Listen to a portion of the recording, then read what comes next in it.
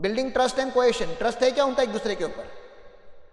Market vulnerability, market तो continuously change होते जा रहा है। एक्सेस टू फाइनेंशियल रिसोर्स, कहां से लाएंगे ये लोग पैसे, कल अगर 50 करोड़ लाना है तो फार्मर ग्रुप कहां से लाएगा, कौन से वेंचर कैपिटलिस्ट के पास जाएगा, उनको पता ही नहीं है, और पता नहीं तो वो लोग हाथ ही नहीं डाल रहे हैं, ठीक है।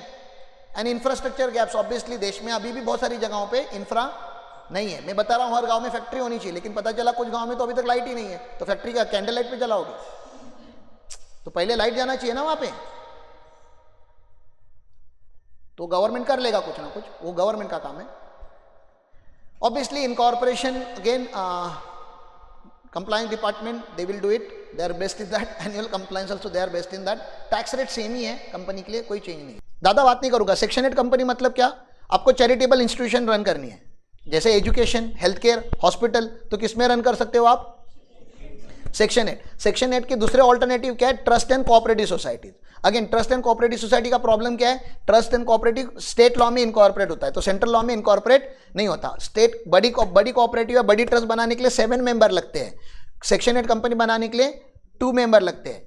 ट्रस्ट को कभी भी गवर्नमेंट एम्पावर करके टेक ओवर कर सकता है। Section 8 company is a professionally manage, therefore उसके लिए गवर्नमेंट इसमें इंटरफेयर नहीं करता। बहुत सारी जो कॉर्पोरेट्स होती है, जैसे इन्फोसिस है तो इन्फोसिस का फाउंडेशन अलग से चलता है, रिलायंस है तो रिलायंस का फाउंडेशन अलग से चलता है। मतलब हर कॉर्पोरेट अपने सोशल प्रोजेक्ट के लिए, समाज के लिए काम करने के लिए, समाज का भला करने के लिए एक सेक्शन 8 कंपनी चलाती है। सेक्शन 8 कंपनी का एक जो कॉमन होता है वो अपना वो फाइनेंस की कंपनी क्या बोलते हैं उसको, माइक्रो फाइनेंस। तो there is something called micro finance also. तो माइक्रो फाइनेंस में भी वही है कि हम लोगों को बेनिफिट के लिए, मतलब एक छोटे जो नहीं रहते क्या सब्जी वाले वगैरह ऐसे, उनके लिए लोन देने के लिए कंपनी बनती है, that is micro finance company, वो भी सेक्शन 8 कंपनी ही बनती है। तो सेक्शन 8 कंपनी मतलब कुछ नहीं यार, समाज के लिए, या जहाँ पे profit is not a focus, जहाँ पे नॉन प्रॉफिट मेकिंग ऑर्गेनाइजेशन जिसको आप बोलते हो ना, उसके लिए बेस्ट क्या है आज की तारीख में, सेक्शन 8 कंपनी। बहुत सारे लोगों को नहीं पता, इसलिए वो लोग आज भी ट्रस्ट या कोऑपरेटिव सोसाइटी बनाते हैं जिसकी मैनेजमेंट सच में कॉम्प्लिकेटेड है as compare to company. And then there is a something called FCRA, foreign currency receivable जो होते हैं ना, फॉरेन से डोनेशन आते हैं, वो ट्रस्ट और कोऑपरेटिव में लेना चैलेंजिंग हो जाता है, सेक्शन 8 कंपनी में लेना थोड़ा आसान हो जाता है। ईजी नहीं है क्योंकि फेमा कंप्लायंसेस करने पड़ते हैं।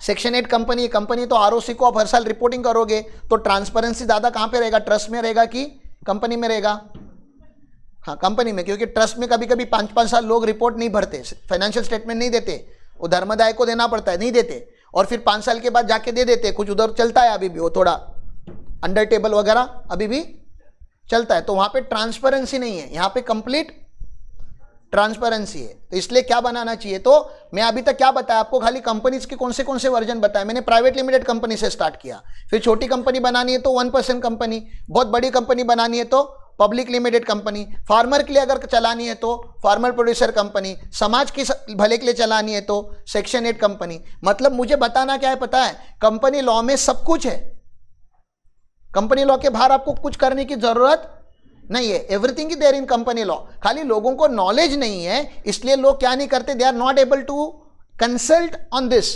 तो हम ये सब सेशन लेके क्या करना चाहते हैं, लोगों को एजुकेट करना चाहते हैं कि these are the options available, और ये कंसल्टेंट का काम है लोगों को बताना।